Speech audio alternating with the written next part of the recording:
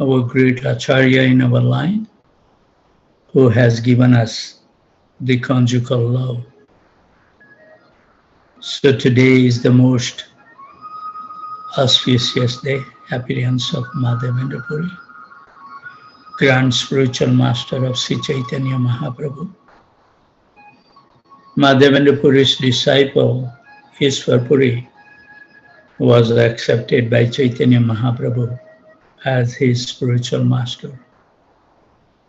Sri Chaitanya Mahaprabhu, as the Supreme Personality of Godhead, is himself the origin of all knowledge, perfect Vedic knowledge.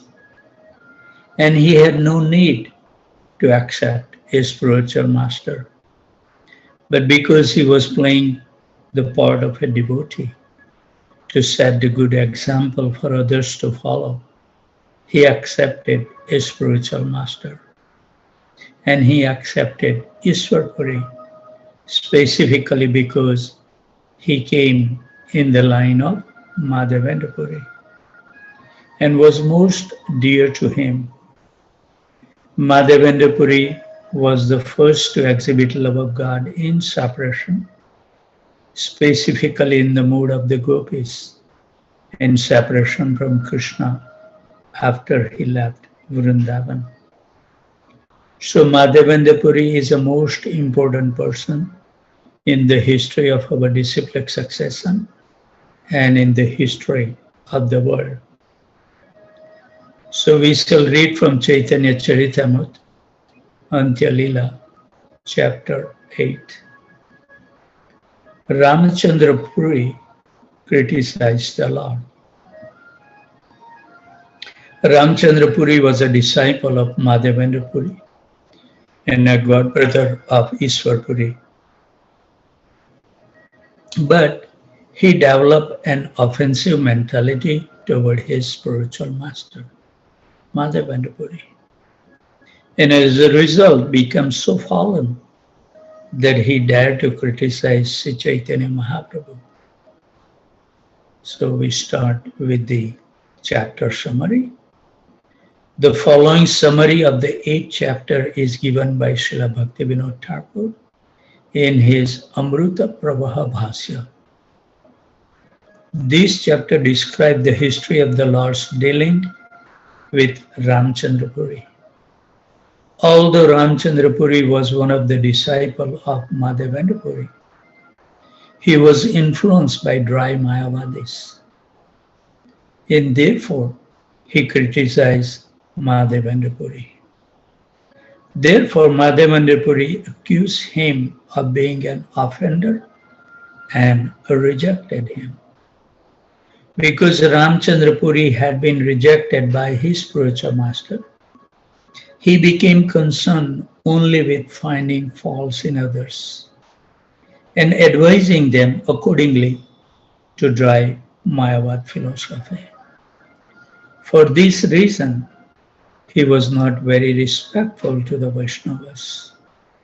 And later he became so fallen that he began criticizing even Chaitanya Mahaprabhu for his eating. Hearing his criticism, Sri Chaitanya Mahaprabhu reduced his eating. But after Ramachandra Puri left Jagannath Puri, the Lord resumed his usual behavior. Text 1. Let me offer my respectful obeisances to Chaitanya Mahaprabhu, who reduced his eating due to fear of the criticism of Ramachandra Puri. Text 2. All glories to Sri Chaitanya Mahaprabhu, the incarnation of the ocean of mercy. His lotus feet are worshipped by demigods like Lord Brahma and Lord Sisiva. Text 3. All glories to Nityananda Prabhu, the greatest of mendicants, who bound the entire world with a knot of aesthetic love of God. Text 4. All glories to Advaita Prabhu, the incarnation of the Supreme Personality of Godhead. He induced Krishna to descend and thus deliver the entire world. Text 5. All glories to all the devotees headed by Srivas Thakur. Sri Krishna Chaitanya Mahaprabhu is the life and soul. Text 6.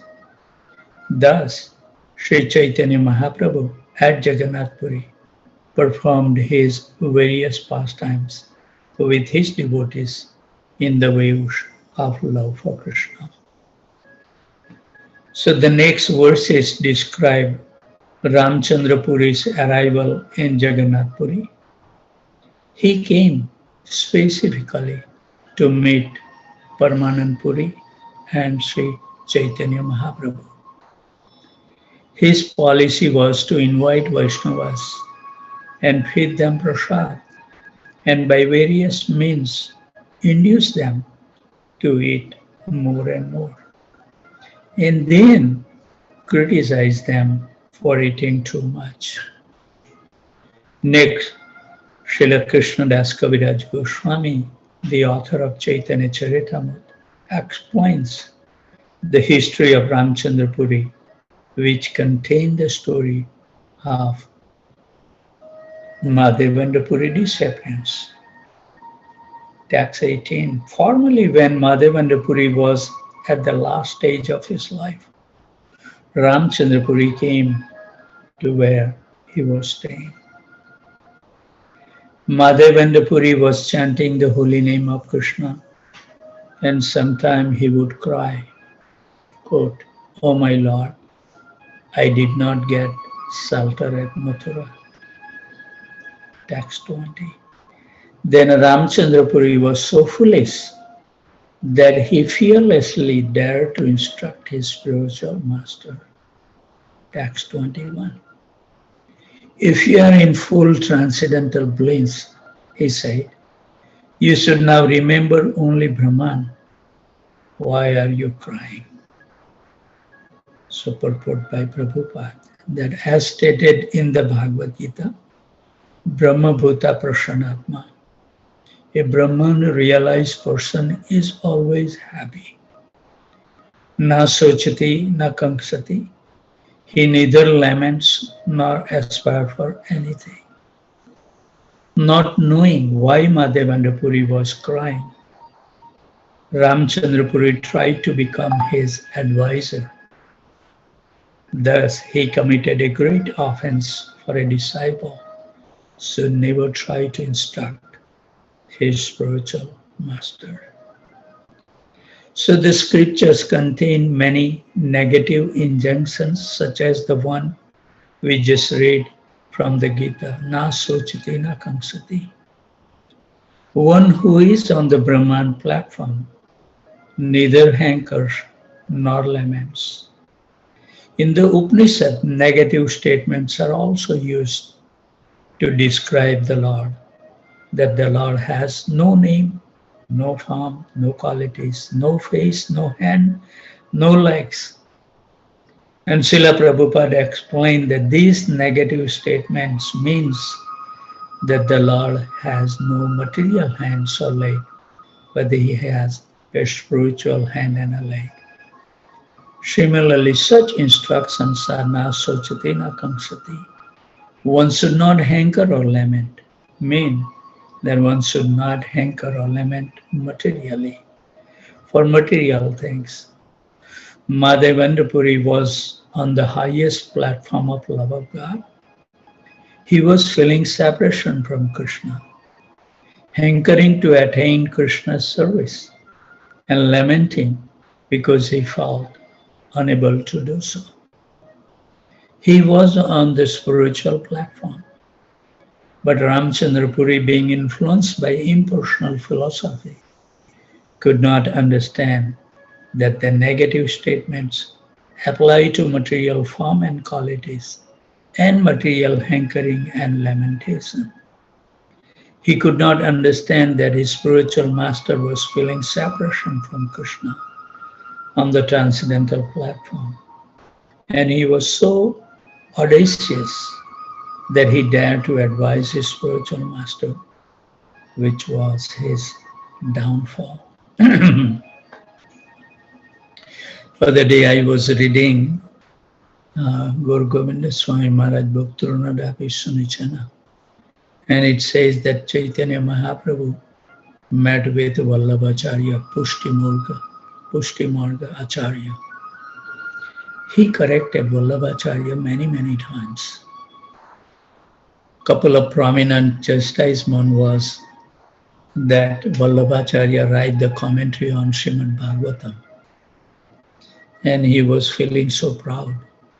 And when Chaitanya Mahaprabhu find it out that he never used Sridhar Swami commentary, he rejected his Srimad Bhagavatam.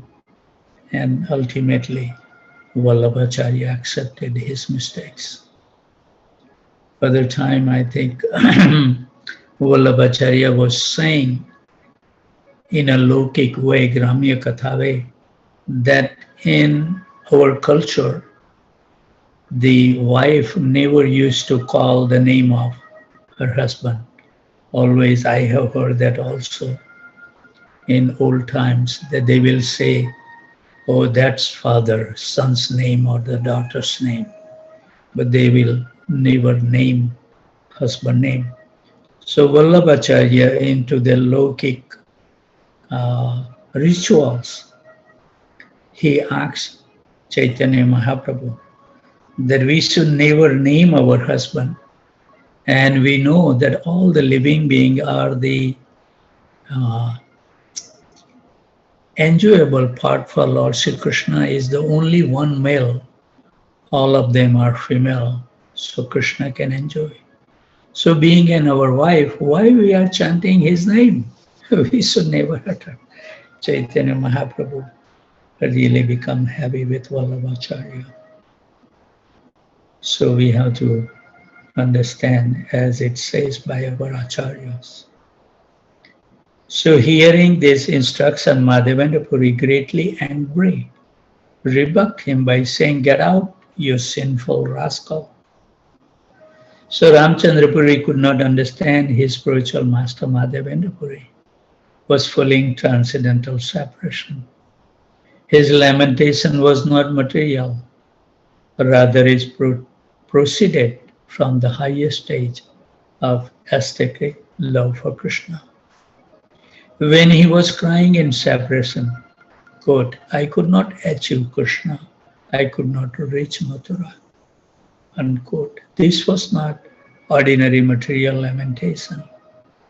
Ramachandra Puri was not sufficiently expert to understand the feeling of Madhavendra Puri, but nevertheless, he thought himself very advanced. So the pride is the first sign of the downfall. Therefore, regarding Madhavendra Puri's expression as ordinary material lamentation, he advised him to remember Brahman, because he was latently an impersonalist. Madhavendra Puri understood Ramchandra Puri's position as a great fool, and therefore immediately rebuked him. Such a reprimand from the spiritual master is certainly for the betterment of the disciple. How many of us can take that chastisement from our spiritual master? Unless we get the heavy chastisement, then we will know.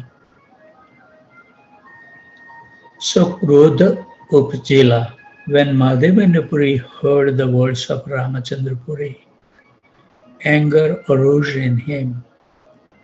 On the material platform, Krodha is no.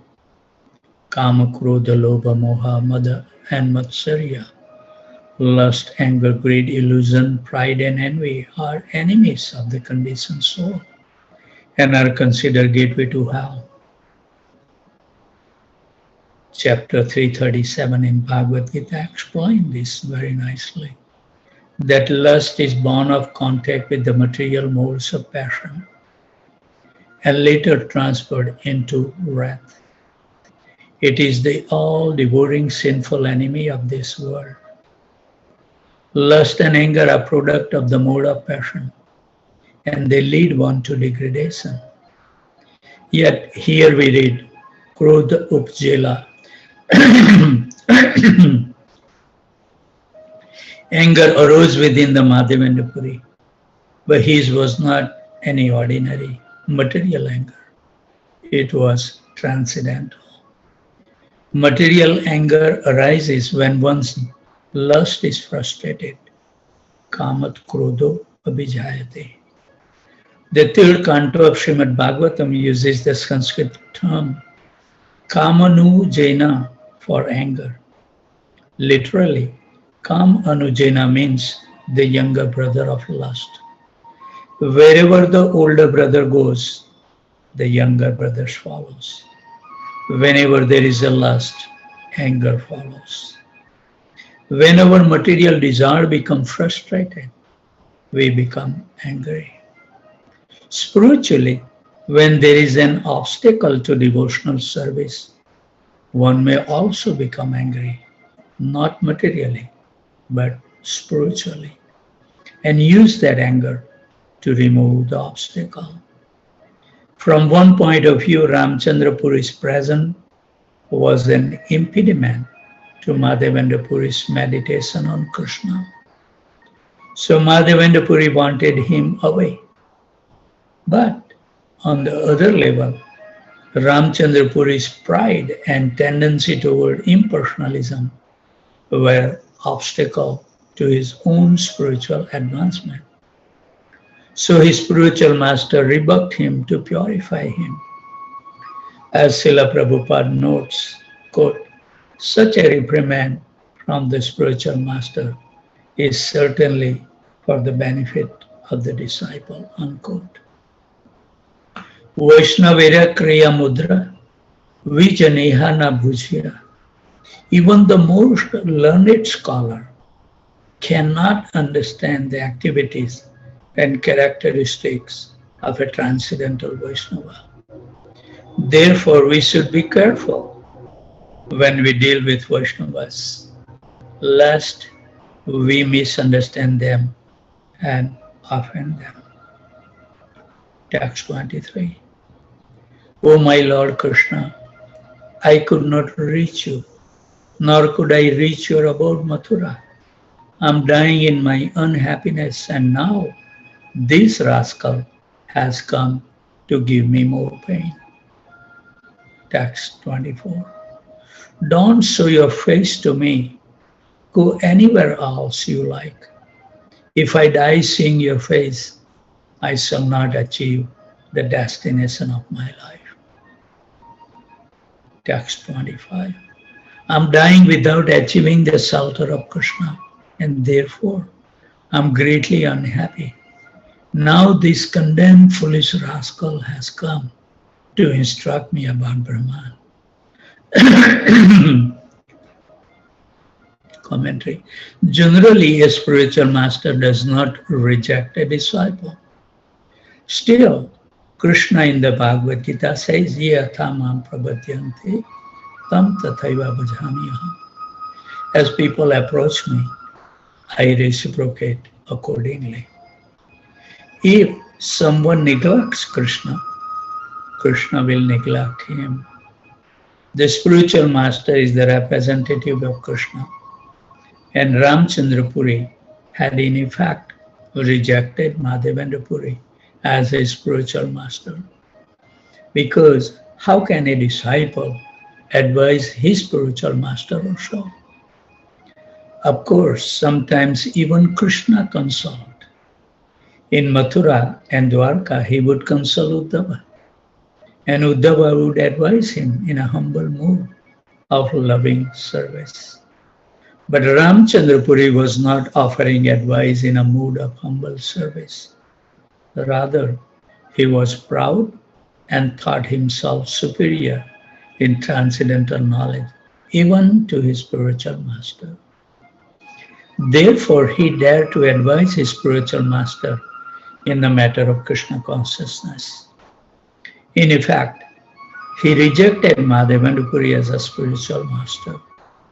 He thought he was more advanced than him, that he was on the Brahman platform and that his spiritual master wasn't. So he foolishly instructed his spiritual master to be fixed in Brahman. So one of those lessons here is that if a disciple gets too close to the spiritual master without having the required purity, he or she may mistake him to be ordinary and commit offenses. And we have so many personal secretary of the present acharyas. They laugh the moment they fall down. They can't understand the activities of Vaishnava. So Srila Prabhupada never rejected a disciple unless disciple rejected him. One case was Prabhupada's disciple Arvinda, who served for some time as Prabhupada's personal servant, but he eventually left. Later he met a devotee who informed him that Srila Prabhupada was in town. Quote, "You should come and meet Srila Prabhupada," unquote, the devotee told him. So Arvinda came, and when he saw Prabhupada, he told him, quote, "Krishna consciousness never really worked for me, so I left," unquote. Indirectly, he was criticizing Srila Prabhupada and Krishna consciousness. And Srila Prabhupada replied so nicely, quote, "Good, I'm glad you left, because now I don't have to see your morose face anymore," unquote. Reading this line, quote, "Don't show your face to me," unquote, reminded that Srila Prabhupada words, but it was deep-thoughted. Prabhupada would call the scientists and other critics fools and rascals, because in their own way they were calling Krishna's devotee fools and rascals. So Arvinda said that he had tried Krishna consciousness for some time, but he hadn't really gotten much from it. In effect, he was saying he didn't really like Krishna consciousness or being around Srila Prabhupada. And Prabhupada was saying, quote, "I'm glad you left, because we didn't really like having you around us," unquote. Ultimately, both the blessings and the curses of a Vaishnavas are beneficial. Once two sons of Kuvera, the treasurer of the demigod, were sporting naked with heavenly Mukha, woman in the celestial river. They were so intoxicated with their material opulences and prestige that when their spiritual master Narad Muni came upon them, they felt no shame and did not even cover themselves. And so Narada cursed them to take birth as a trees. Srila Prabhupada said that trees stand naked and think themselves very beautiful, and that Krishna fulfilled all desires. Oh, you wanted to be naked to expose your beauty? Okay, take birth as a tree. Stand naked for 100 years and display your beauty. But see, Narada's curse was actually a blessing. He took advantage of the situation to show the young man special mercy by giving them a curse that would relieve them of their false pride and ultimately give them audience of Lord Sri Krishna. So they took birth as a twin Arjuna Troy in the courtyard of Mother Yasoda. Then during his Damodar Lila, to fulfill the desire of Narada, Krishna dragged the wooden grinding mortar between the two trees, uprooted them, and delivered the two demigods. The great Saint Narad Muni is a very merciful. By his curse, he showed the greatest favor to both of you, who were mad after material opulences and who had thus become blind. Although you fell from the higher planet Swargaloka and became trees, you were most favored by him. I knew of all these incidents from very beginning. Srimad Bhagavatam 10:10-40 described very nicely. So Ramchandra Puri, at least initially, was quite unfortunate, as we will find out. Text 26. Ramchandra Puri was thus denounced by Madhavendra Puri due to his offense. Gradually, material desire appeared within him. Purport. The word Vashana referred to dry speculative knowledge. Such speculative knowledge is only material, as confirmed in Srimad Bhagavatam 10.14.4. A person without devotional service who simply wants to know things, kevala bodha labdaye, gains only dry speculative knowledge, but no spiritual profit. This is confirmed in the Bhakti Sandarbha 111. Even though one is liberated in this life, if one offends the Supreme Personality Godhead, he falls down in the midst of material desire, of which dry speculation about spiritual realization is one. In his Laghu Tosni commentary on Srimad Bhagavatam 10-32, Jiva Goswami says, even if one is liberated in this life, he becomes addicted to material desire because of offenses to the Supreme Personality of Godhead. A similar quotation from one of the Puranas also appeared in the Vishnu Bhakti Chandrodaya as follows. Even liberated souls sometimes fall down to material desire, but those who fully engage in devotional service to the Supreme Personality of Godhead are not affected by such desire. So these are references from authoritative revealed scriptures. If one becomes an offender to his spiritual master or the Supreme Personality Godhead, he falls down to the material platform to merrily speculate. One effect of offenses is that one becomes influenced by material desire and sometimes is overwhelmed by them. And then, to justify one's sinful activities, one may speculate and manufacture many excuses. Or one may develop an impersonal attitude.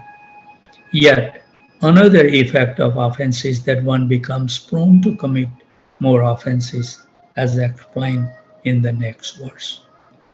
One who is attached to dry speculative knowledge has no relationship with Krishna. His occupation is criticizing Vaishnavas. Thus he is situated in criticism. Purport Srila Bhaktisiddhanta Saraswati has explained in his Anubhasya that the word Nirbandha indicates that Ramachandra Puri had a steady desire to criticize others. Impersonalists, Mayavadis, who have no relationship with Krishna, who cannot take to devotional service, and who simply engage in material argument to understand Brahman, regard devotional service to Krishna as karmakanda, or fruitive activities. And according to them, devotional service to Krishna is but another means for attaining dharma, artha, kama, and moksha. Therefore, they criticize the devotees for engaging in material activities. They think that devotional service is Maya and that Krishna or Vishnu is also Maya. Therefore, they are called Mayavadis. Such a mentality awakens in a person who is an offender to the Krishna and his devotees. So Chaitanya Mahaprabhu stated emphatically, Mayavadi Krishna Aparadhi. The Mayavadis are the greatest offender to Lord Krishna. And here we gain the further insight that they become Mayavadis as a result of offending Krishna, because they commit offenses, they become impersonalist Mayavadis. And as Mayavadis, they committed more offenses and thus continued their degradations. Now we come to the another example that of a devoted disciple. Haribol. Ishwar Puri, the spiritual master of Sri Chaitanya Mahaprabhu, performed service to Madhavendra Puri, cleaning up his stool and urine with his own hand. Text 29 to 31. Ishwar Puri was always chanting the holy name and pastime of Lord Krishna for Madhavendra Puri to hear. In this way, he helped Madhavendra Puri remember the holy name and pastime of the Lord Krishna at the time of death. Pleased with Ishwar Puri, Madhavendra Puri embraced him and gave him the benedictions that he would be a great devotee and lover of Krishna. Thus, Ishwar Puri became like an ocean of aesthetic love for Krishna, whereas Ramchandra Puri became a dry speculator and a critic of everyone else. Text 32. Ishwar Puri received the blessings of Madhavendra Puri, whereas Ramchandra Puri received a rebuke from him. Therefore, these two persons, Ishwar Puri and Ramchandra Puri, are examples of the object of a great personality's benedictions and punishment. Madhavendra Puri instructed the entire world by presenting these two great examples. Comment. It is stated that the dust of the lotus feet of a pure devotee is very powerful, but that the same dust that elevate one to the highest level of Krishna consciousness, to the spiritual realm of Vrindavan, can also push one down to the hell if one offends it. This principle was enunciated by Sati to her father Daksha after Daksha had offended Lord Shiva, the greatest Vaishnava, and the purport is relevant to the present discussion. In Srimad Bhagavatam, Canto 4, Chapter 4, Sati quits her body, text 13. Sati says as follows, quote, "It is not wonderful for a person who have accepted the transient material body as the self to engage always in deriding great souls. Such envy on the part of materialistic person is very good, because that is the way they fall down. They are diminished by the dust of the feet of a great personalities," unquote. Srila Prabhupada explained in the purport that everything depends on the strength of the recipient. For example, due to the scorching sunshine, many vegetables and flowers dry up and many grow luxuriantly. That it is the recipient that causes growth and dwindling. Similarly, Mahayasam Padarajo Bhisekam, the dust of the lotus feet of great personality, offer all good to the recipient, but the same dust can also do harm. Those who are offenders at the lotus feet of a great personality dry up, their godly qualities diminish. A great soul may forgive offenses, but Krishna does not excuse offenses to the dust of the great soul's feet. Just as one can tolerate the scorching sunshine on one's head, but cannot tolerate the scorching sunshine on one's feet. So one must be especially careful when one comes close to a great soul. Rendering personal service unto a great soul, as Ishwar Puri did to Madhavendra Puri, can bestow the greatest benefit. But if one is not pure enough and comes too close, one may commit offenses, and not just the accidental type. One may actually develop an offensive mentality toward the great soul and commit serious offenses that will cause one to go away and fall down. So in Sati's statements about the Lord Shiva, we find a very surprising statement that it is good that such envious person commit offenses because that way they fall down. How can a pure devotee who is a well-wisher of all living entity says it is good for someone to commit offenses and fall down?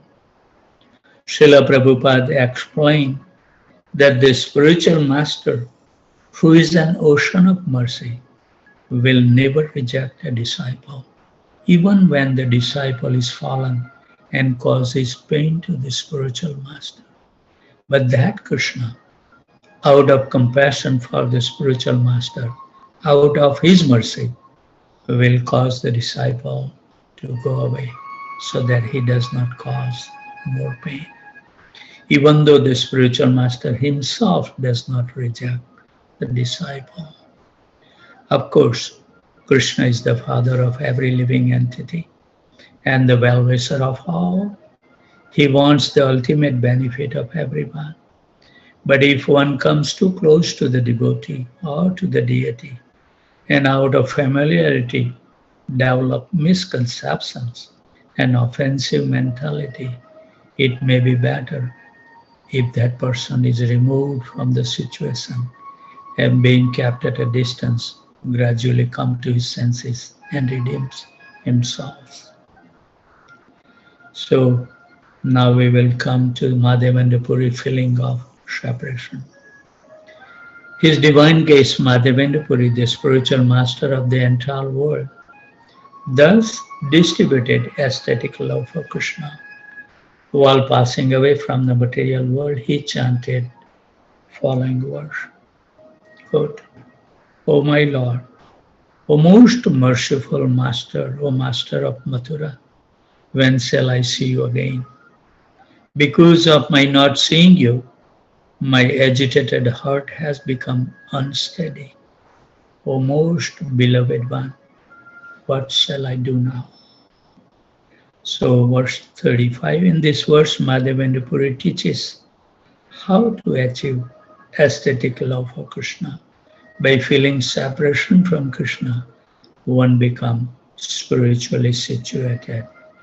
Text 36. Madhavendra Puri sowed the seed of aesthetic love for Krishna within this material world and then departed. That seed later became a great tree in the form of Sri Chaitanya Mahaprabhu. I have incidentally described the passing away of Madhavendra Puri. Anyone who hears this must be considered very fortunate. Having been blessed by hearing about the glorious passing of Madhavendra Puri, we shall now discuss some of his earlier pastimes and then return to the special verse that he uttered at the time of his passing from this world. Once, as described in Sri Chaitanya Charitamrita, Sri Chaitanya Mahaprabhu and Nityanand Prabhu and some of their associates were traveling from Bengal to Orissa to Jagannath Puri. On the way, they visited a town called Ramuna, where there is a deity called Gopinath. At the temple of Gopinath, Sri Chaitanya Mahaprabhu narrated the story of Madhavendra Puri as he had heard it from his spiritual master, Ishwar Puri.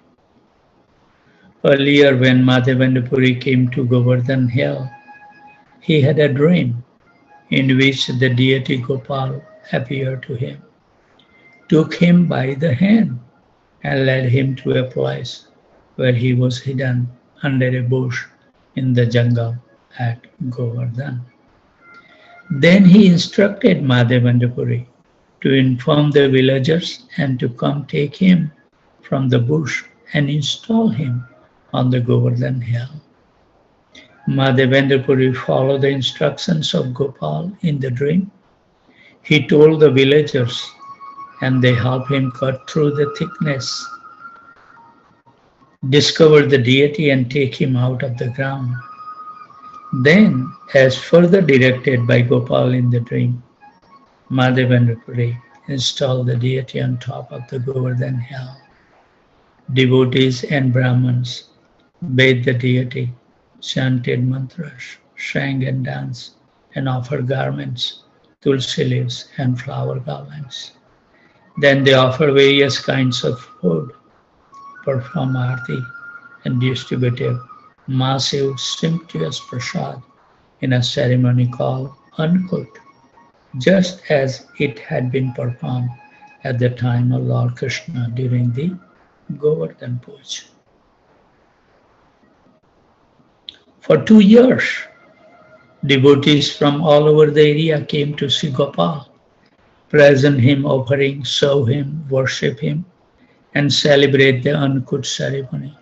Almost it had been done on the first day.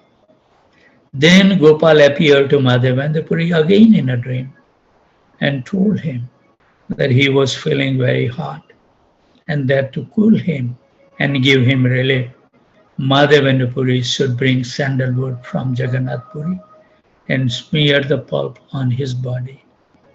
Madhavendra Puri took the instructions to his heart, and after making all arrangement for the continued service of Gopal, he left by foot for Jagannath Puri.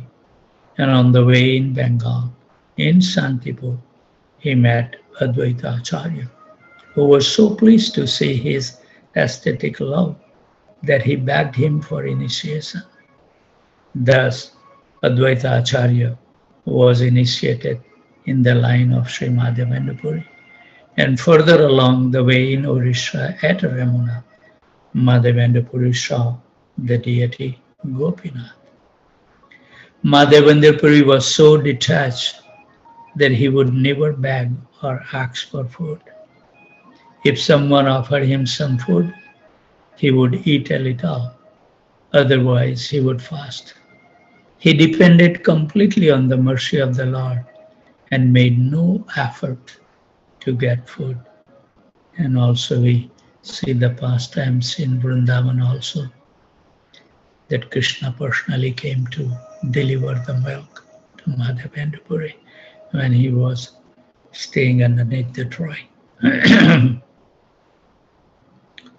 It is, I think, near the Govinda Kund in Vrindavan, where Madhavendra Puri was shown by Lord Sri Krishna personally. After Madhavendra Puri saw the beauty of Gopinath in the temple, he went into the village marketplace, which was vacant, to sit and chant.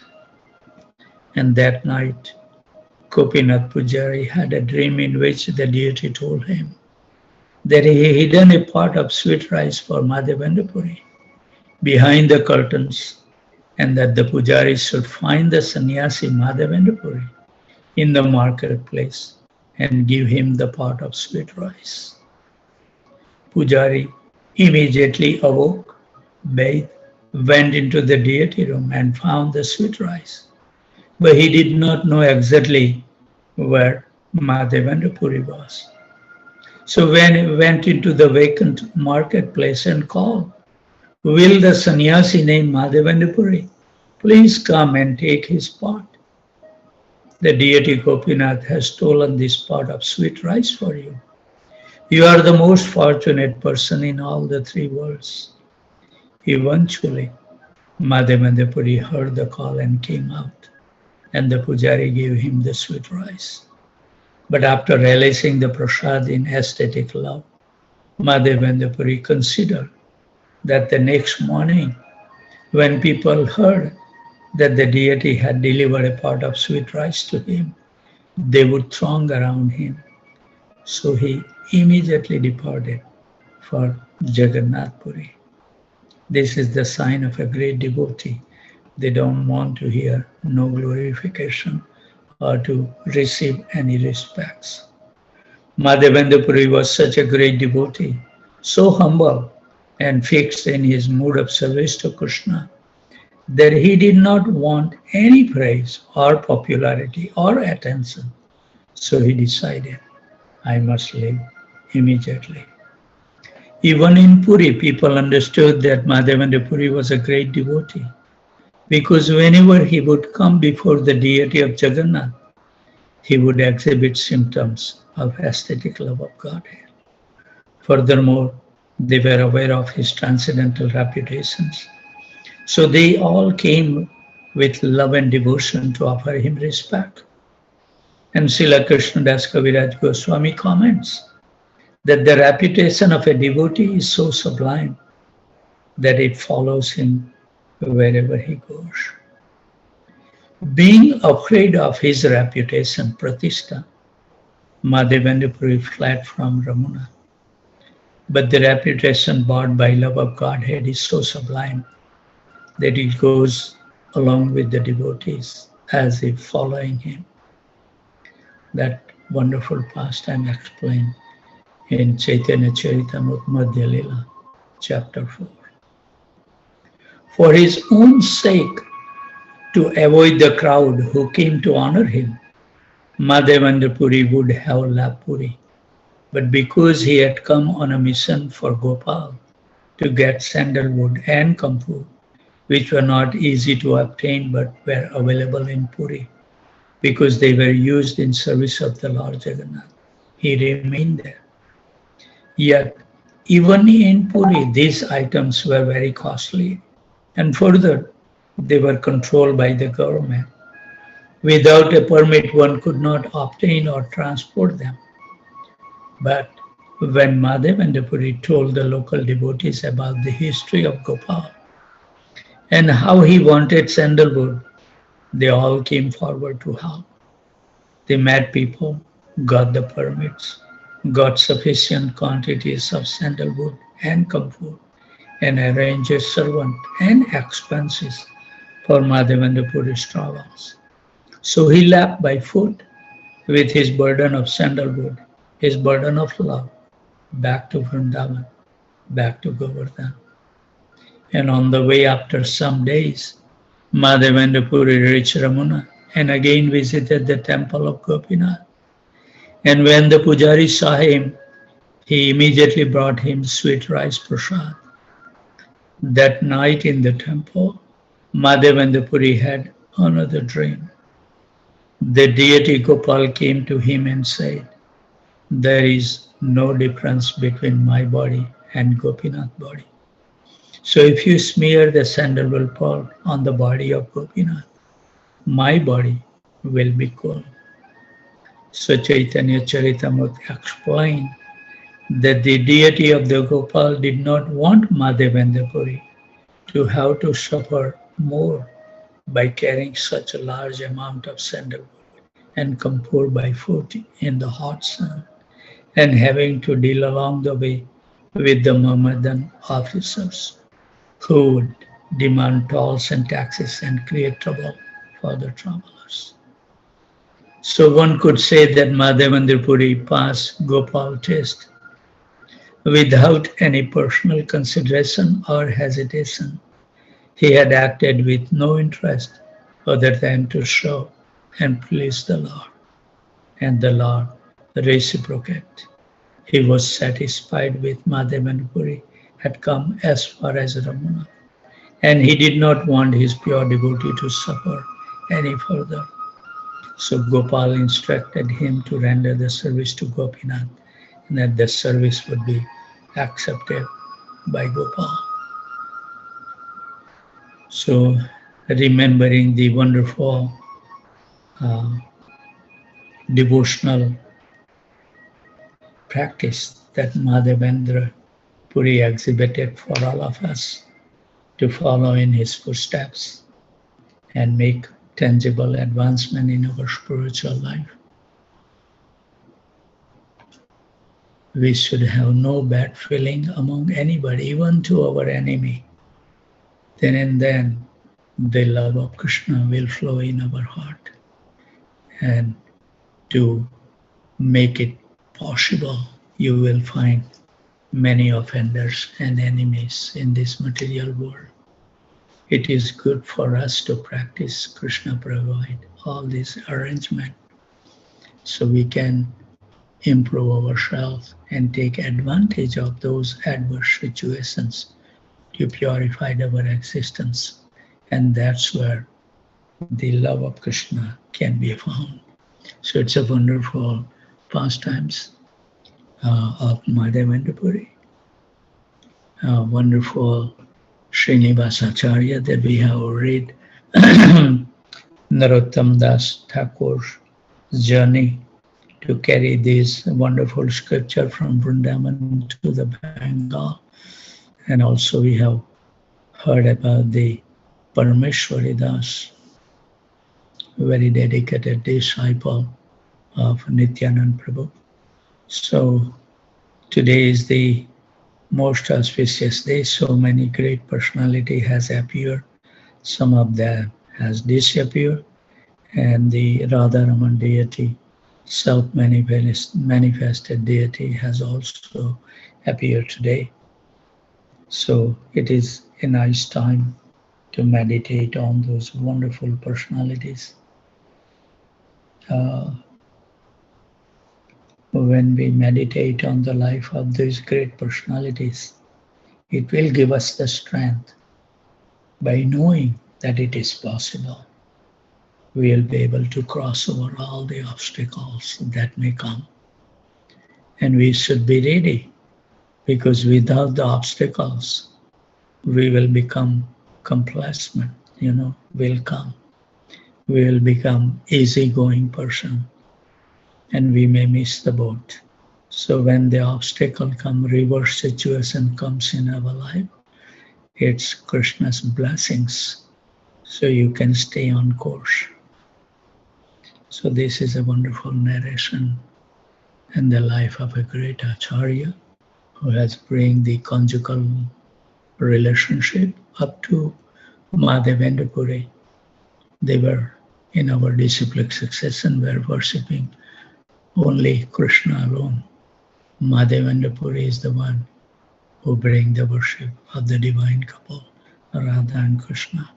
So on this most auspicious day of his appearance day, we pray and beg at his lotus feet to bestow his little mercy on all of us, so we can remain, as he said, uninterrupted and unmotivated devotional service to the divine couple.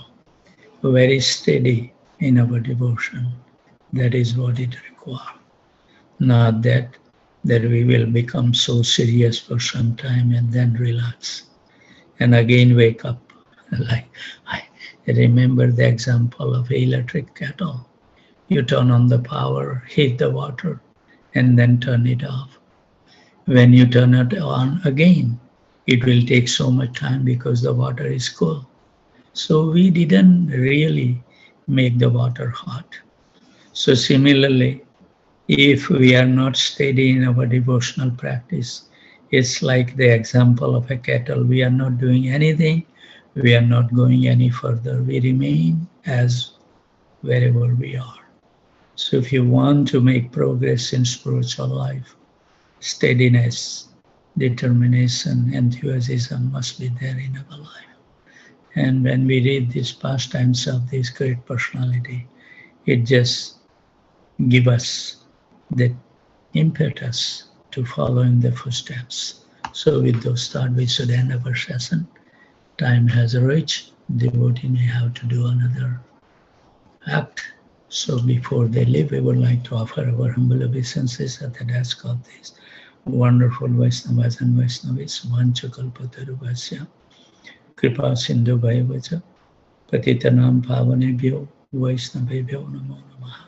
So thank you very much for joining every morning. Anybody has any quick comment, question, corrections, or chastisement?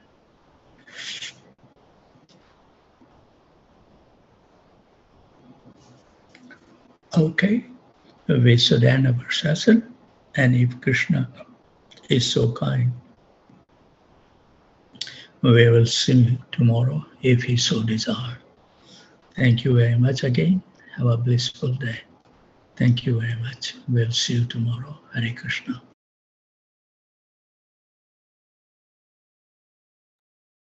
Thank you, Prabhuji. Hare